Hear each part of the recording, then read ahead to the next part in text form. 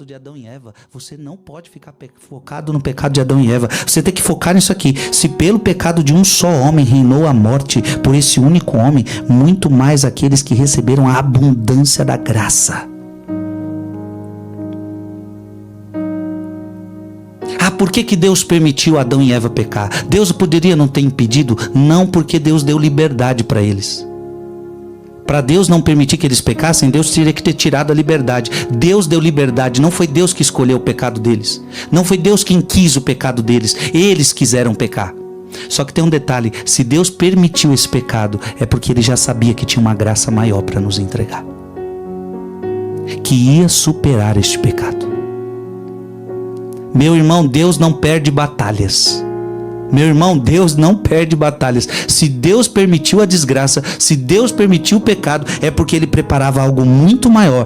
Receberam a abundância da graça, o dom da justiça, e reinarão na vida por um só, que é Jesus Cristo.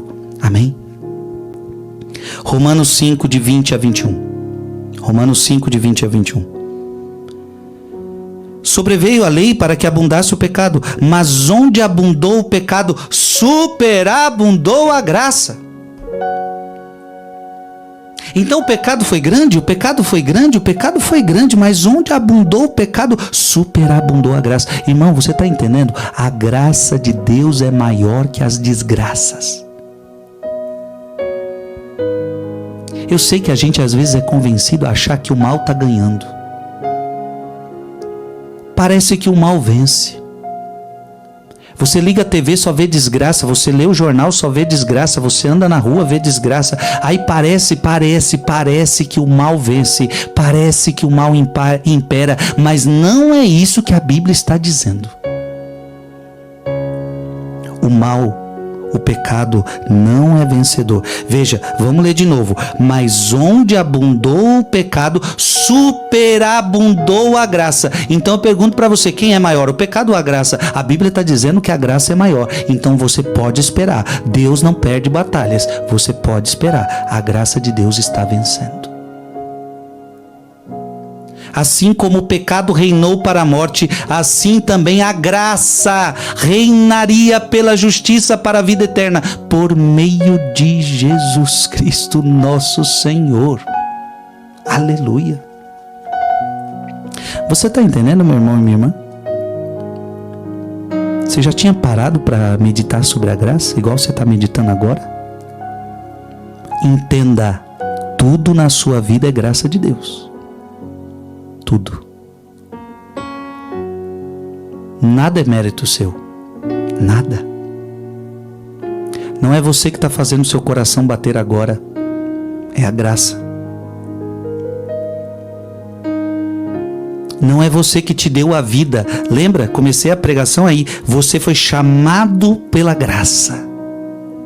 Tudo é graça, meu irmão, tudo é graça. Vai ver toda a sua vida, é tudo graça de Deus. O filho que você tem é graça de Deus. O marido, a esposa que você tem, o casamento que você tem é graça de Deus. A família que você tem é graça de Deus. A saúde que você tem é graça de Deus. Tudo é graça, tudo é graça. Até na desgraça Deus encontrou graça. Ou seja, onde abundou o pecado, superabundou a graça.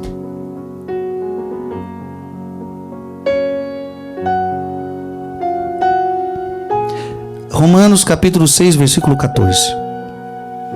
Romanos capítulo 6, versículo 14. O pecado já não vos dominará. Olha que palavra. Por quê? Porque agora não estáis mais sob a lei, mas sim sob a graça. Então agora, lembra que o catecismo nos explicou que a graça é aquilo que cura o pecado, a graça é aquilo que santifica a gente do pecado. Agora, por que eu não vou ficar mais dominado pelo pecado? O pecado não vai ter mais poder sobre mim, porque agora eu não estou mais sob o efeito do pecado, não estou mais sob o efeito da lei, agora eu estou sob o efeito da graça. Irmão, irmã, nós não temos desculpa para ficar no pecado. Nós não temos mais desculpa para ficar no pecado. É por isso que quando você vai na missa, é por isso que quando você vai ao confessionário, você tem que dizer, eu pequei por minha culpa. Porque nós não temos mais desculpa para ficar no pecado. Não temos.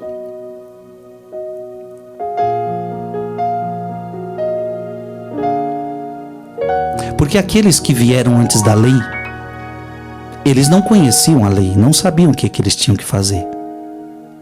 Ontem eu pregava sobre Abraão, e Abraão teve filho com a sua escrava.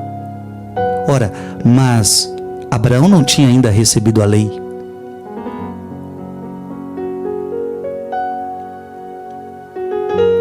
Então nós temos um período onde as pessoas ainda não tinham recebido a lei. E depois nós temos aquele período onde as pessoas receberam a lei. Depois de Moisés, as pessoas receberam a lei. Elas sabiam o que tinha que fazer, o que não tinha que fazer, o que não fazer. Só que alguém podia dizer: ah, eu conheço a lei, mas eu não tenho força para praticá-la. Eu não consigo praticá-la. Só que agora ninguém mais tem essa desculpa. Porque nós não estamos só sob o regime da lei. Agora nós estamos sob o império da graça. É como se a graça fosse a capacidade de fazer o que Deus pede. A graça é como se fosse Filipenses capítulo 2, versículo 13. O querer e o executar.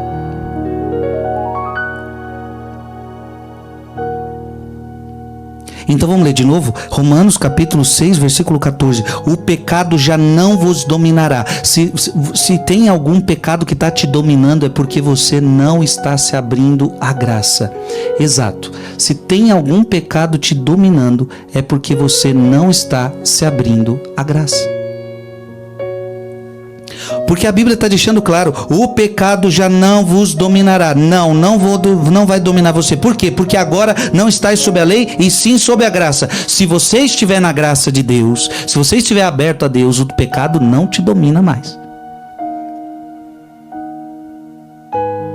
Então não deixa a bebedeira te dominar, não deixa o sexo te dominar, não deixa a pornografia te dominar, não deixa a fofoca te dominar, não deixa a mentira te dominar, não deixa a mágoa te dominar.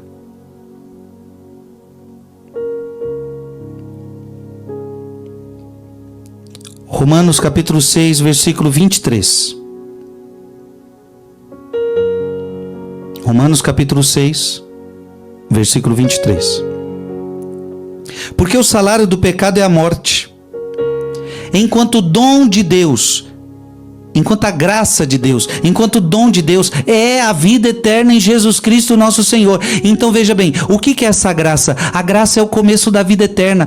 Olha o que Deus nos deu. A graça é a participar da vida de Deus, minha gente. O que é a vida eterna? É participar da vida de Deus, é viver em Deus.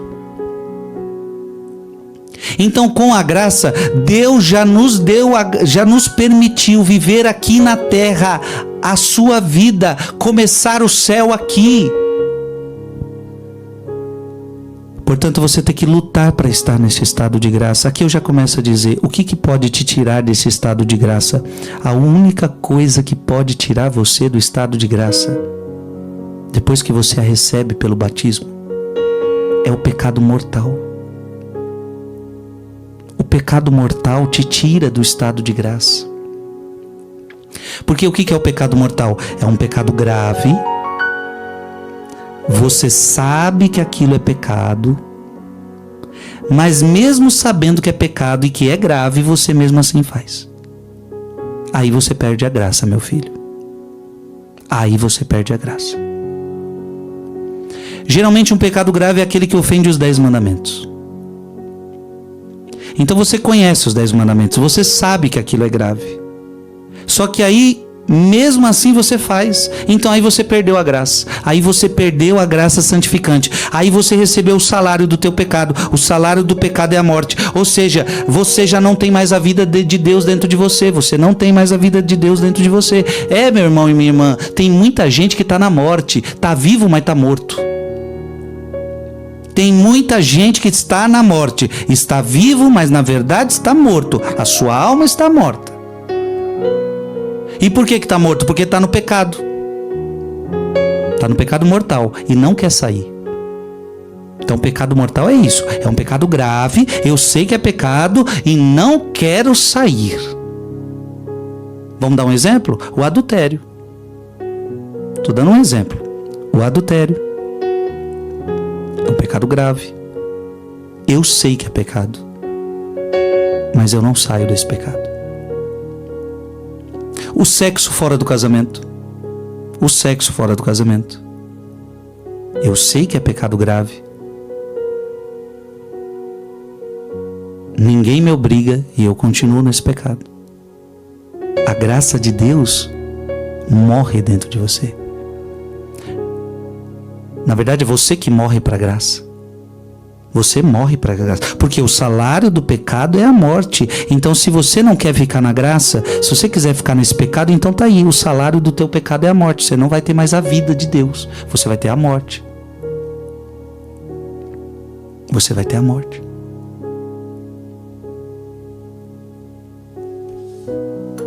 Você está entendendo, sim ou não? E, gente, isso aqui que eu estou pregando agora é muito, mas muito sério. Eu vou até abrir.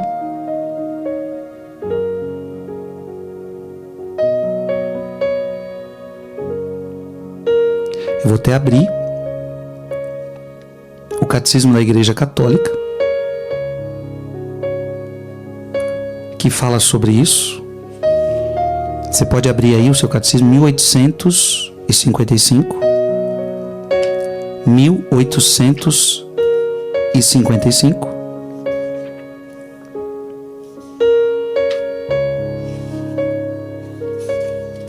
E vamos ver o que a igreja fala sobre o pecado mortal.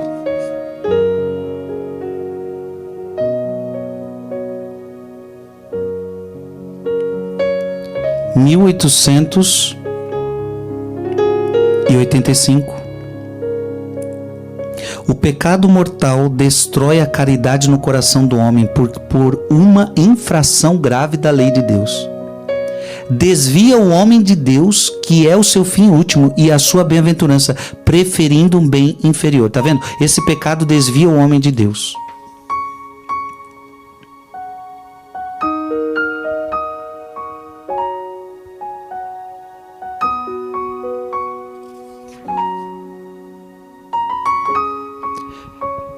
Em 1856. O pecado mortal, atacando em nós o princípio vital que é a caridade, exige uma nova iniciativa da misericórdia de Deus, uma conversão do coração que se realiza normalmente no sacramento da confissão. Então, se você caiu no pecado mortal, você deveria se confessar urgente. Urgente. 1857. Para que um pecado seja mortal, são requeridas 3 condições ao mesmo tempo. Ao mesmo tempo. Para ser pecado mortal, precisa ter essas 3 condições ao mesmo tempo. É pecado mortal todo pecado que tem como objeto uma matéria grave. Além disso, é cometido com plena consciência. Eu sei que é pecado mesmo assim. Eu sei que é pecado, ou seja. E deliberadamente. Ou seja, mesmo sabendo que é pecado, ninguém me obriga e mesmo assim eu faço. Então veja, aqui está um parágrafo muito importante para nós, 1861. O pecado mortal é uma possibilidade radical da liberdade humana, como o próprio amor.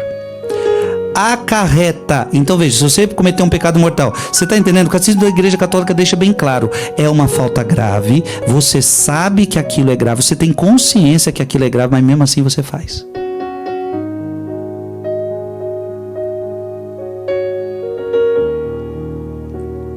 Acarreta a perda da caridade, a privação da graça santificante. Isto é do estado de graça. Tá vendo? Aquilo que eu estava pregando, eu estou provando para você agora. Quando uma pessoa está em pecado mortal, ela perde o estado de graça. Gente, isso aqui é terrível. Essa é a pior coisa que pode acontecer com o ser humano, é perder o estado de graça. Veja, o pecado venial, o pecado leve, ele não tira de você o estado de graça. E para quem não sabe, você é perdoado de pecados veniais até na própria missa. Quando você ali no ato penitencial pede perdão, Deus te perdoa de pecados veniais na missa. Pecados veniais, pecados leves, aquela pequena impaciência, aquela palavra que você não devia ter falado, aquele pensamento bobo que você teve, aquele olhar bobo que você teve, sabe? Coisas pequenas, aquele julgamento tão pequenininho que você teve, isso não tira de você a graça santificante.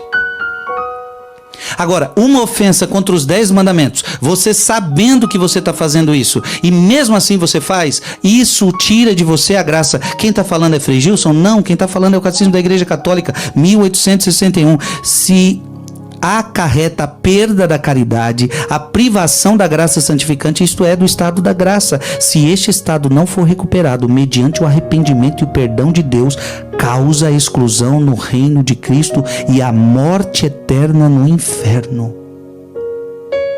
Olha como é grave. Tem jeito? Se você está no pecado mortal, tem jeito para você? Tem, é só você se arrepender. Então, se você está em algum pecado mortal, eu aconselho você se arrepender deste pecado.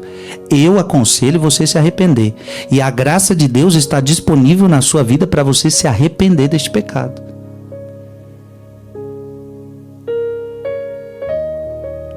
Como um dia eu me lembro, pregando numa cidade, há muito tempo atrás, pregando numa cidade, uma mulher veio até mim e falou: Frei, eu convivo, eu tenho um relacionamento com 2 homens casados.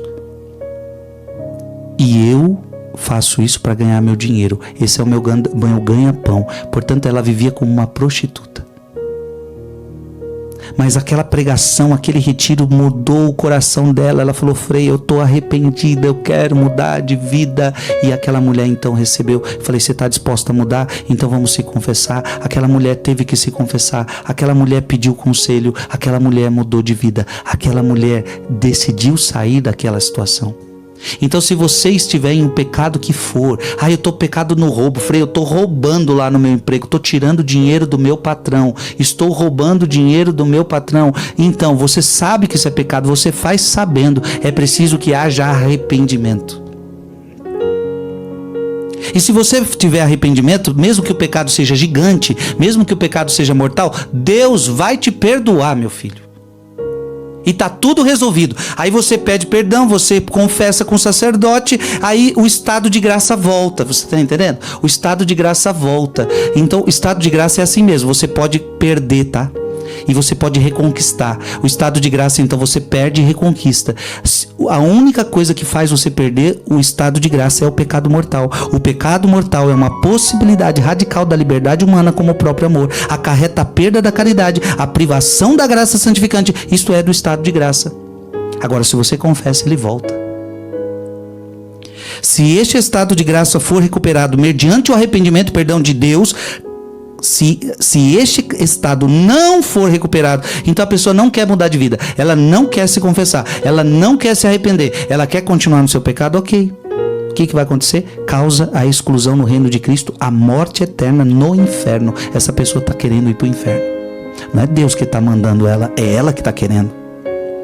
Já que nossa liberdade tem o poder de fazer opções para sempre sem regresso, na verdade quem está escolhendo é você.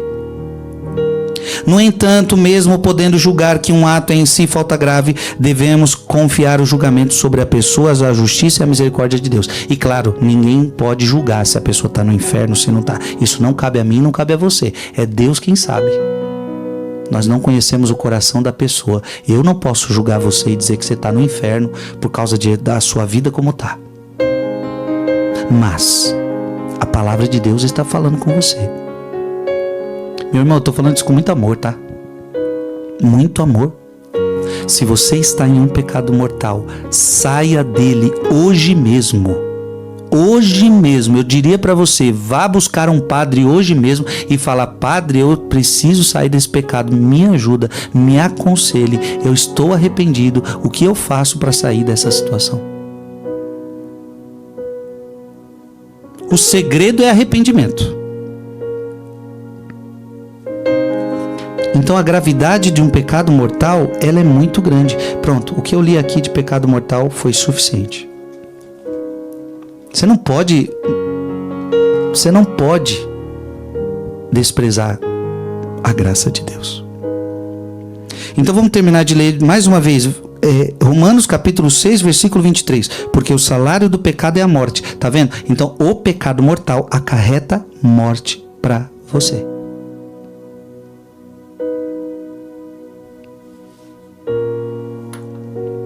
Eu vou tentar achar uma outra passagem para a gente encerrar esse assunto.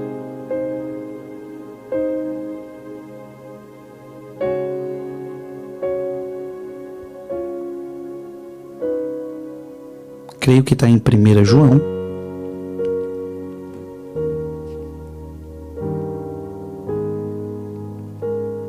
Creio que está em 1 João. Vamos ver aqui. 1 João capítulo 5. Isso, 1 João capítulo 5.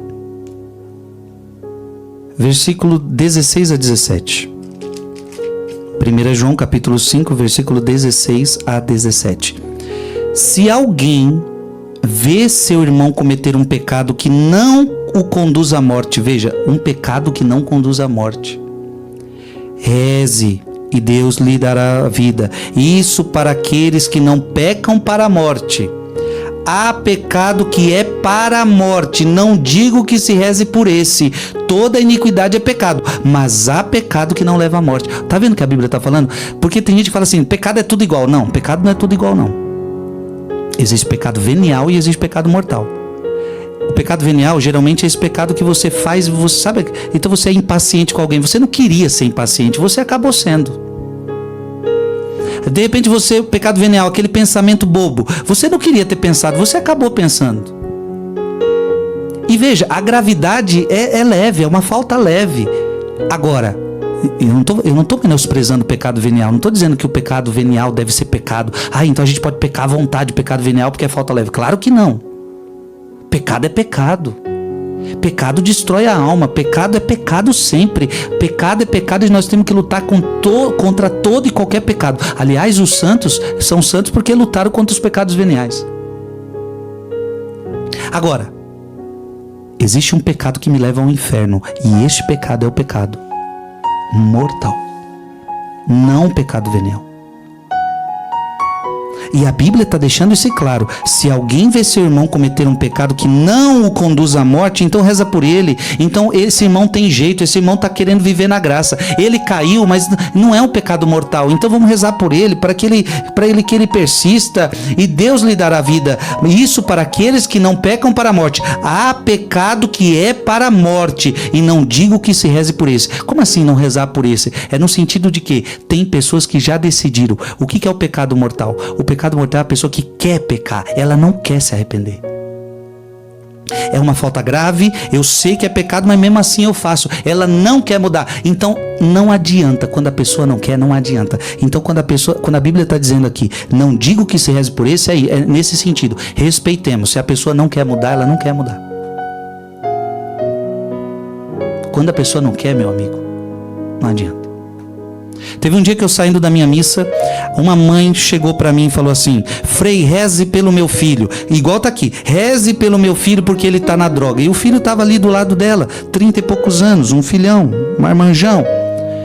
Por que meu filho está na droga? Eu olhei para o filho dela e disse para ele, e perguntei para ele: meu filho, e você está disposto a mudar de vida? Você quer deixar essa droga? Aquele filho olhou para mim com mais de 30 anos e falou: eu não estou disposto a deixar a droga, eu não quero deixar a droga, eu não quero mudar de vida. Eu olhei para a mãe dele e falei: minha filha, não tem o que eu faça. Se teu filho não quer, Deus não tem o que fazer. Então, aí veja, a mãe pediu: reze por ele. Não vou rezar, porque ele não quer oração.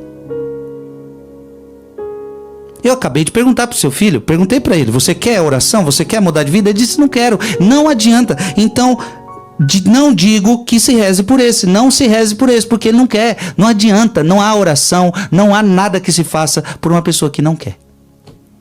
Claro, aconselho cada um de nós a rezarmos, mesmo quando a pessoa não quer, rezar para Deus amolecer esse coração. É a única oração que a gente pode fazer. Amolece esse coração. Amolece esse coração. Porque agora ele está duro. Toda iniquidade é pecado, mas há pecado que não leva à morte. Você está entendendo? Então há um pecado que leva à morte e um pecado que não leva à morte. Eu não sabia nem que eu ia entrar. Eu não sabia nem que eu ia entrar nesse assunto, mas foi importante. E está sendo importante para muita gente estudar esse assunto. Romanos capítulo 11. Romanos capítulo 11. Versículo de 5 a 6. Romanos capítulo 11, versículo de 5 a 6. É o que continua a acontecer no tempo presente. Subsiste um resto segundo a eleição da graça.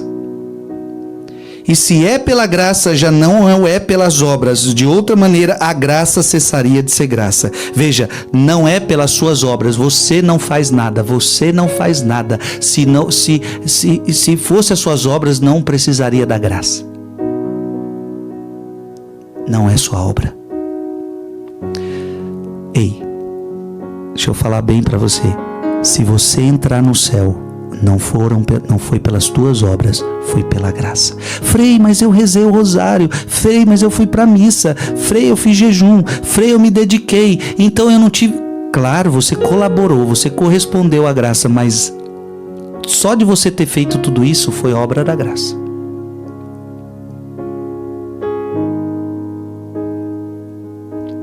Se fosse pelo mérito, não precisaria da graça. É o que a palavra de Deus está dizendo aqui para nós. Se é pela graça, já não é pelas obras. De outra maneira, a graça cessaria de ser graça. Abra sua Bíblia em 1 Coríntios. Vai para frente aí na sua Bíblia, 1 Coríntios. E Paulo vai dizer algo maravilhoso sobre ele mesmo. 1 Coríntios capítulo 15. 1 Coríntios capítulo 15. Versículo 10. 1 Coríntios capítulo 15, versículo 10. Mas pela graça de Deus eu sou o que sou. Olha que bonito. Paulo era um homem tremendo, Paulo era um homem grande, Paulo era um homem inteligente, Paulo era um dos melhores pregadores que já existiu. É pela graça de Deus que eu sou o que sou. Veja, não são os meus méritos.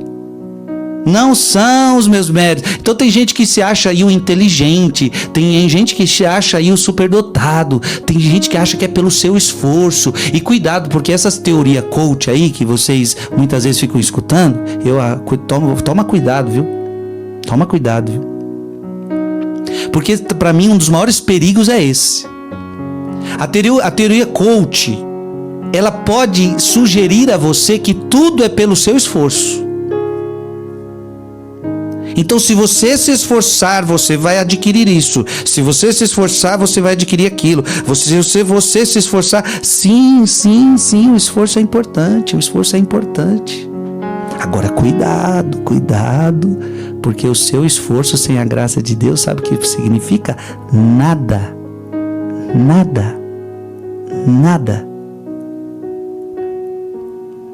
O teu esforço sem a graça de Deus é em vão. Você pode ser inteligente, você pode ser capacitado, você pode ser quem você acha que você é. Sem a graça de Deus, você não é nada. Sem a graça de Deus, você não é inteligente. Sem a graça de Deus, você não tem saúde, meu filho. Sem a graça de Deus, você não pode nada. Não é o teu esforço. Não é o teu esforço.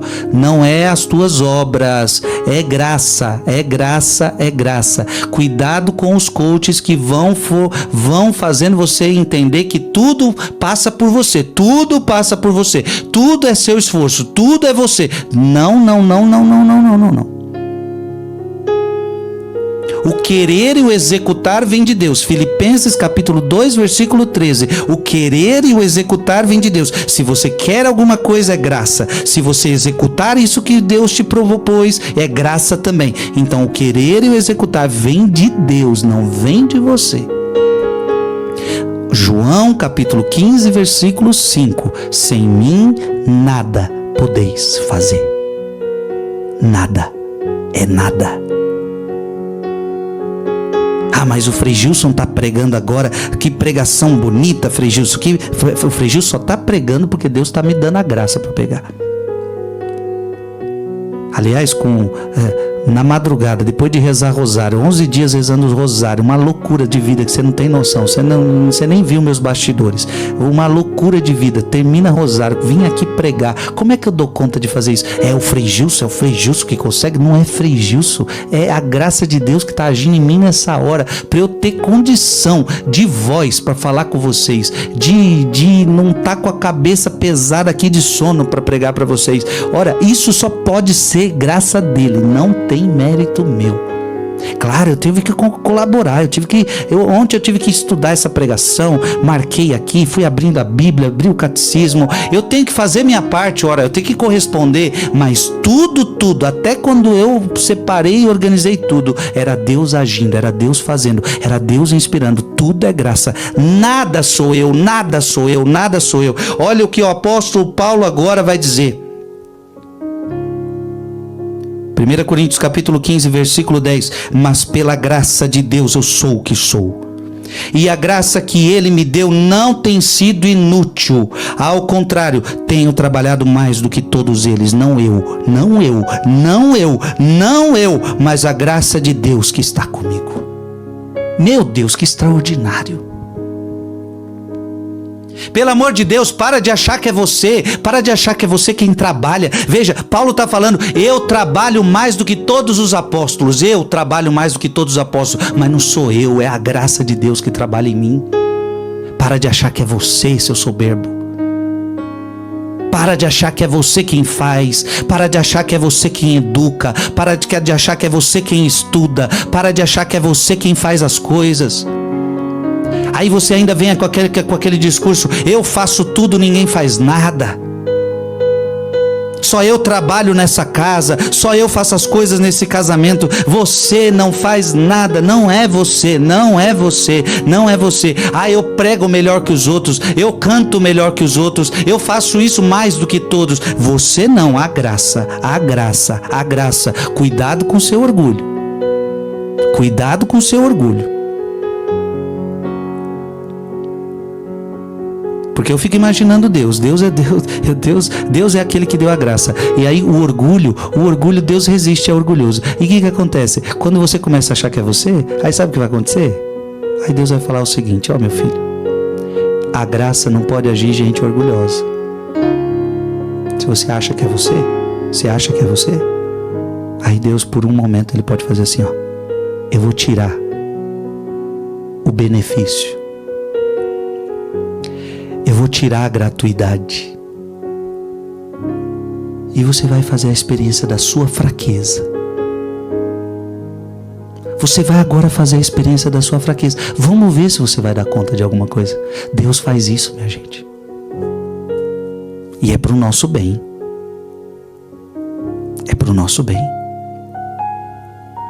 Tem horas que o pai faz isso com o seu filho, né? O filho está se achando, o filho acha que pode tudo. Então vai ver se você vai dar conta. Aí chega o filho chorando, não deu certo, não vai dar. Preste atenção, eu vou adiantar com certeza Não vou adiantar não, já está chegando. Então vamos ler de novo, 1 Coríntios capítulo 15, versículo 10. Mas pela graça de Deus eu sou o que sou. Diga comigo, pela graça de Deus eu sou o que sou, e a graça que Ele me deu não tem sido inútil, ao contrário, tenho trabalhado mais que todos eles. Não eu, mas a graça de Deus que está comigo. Agora, 2 Coríntios capítulo 1.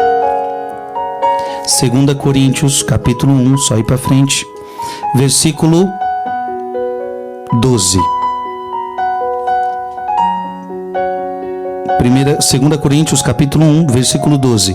A razão da nossa glória é esta: o testemunho da nossa consciência de que no mundo e particularmente entre vós temos agido com santidade e sinceridade diante de Deus, não conforme o espírito da sabedoria do mundo, mas com o socorro da graça de Deus.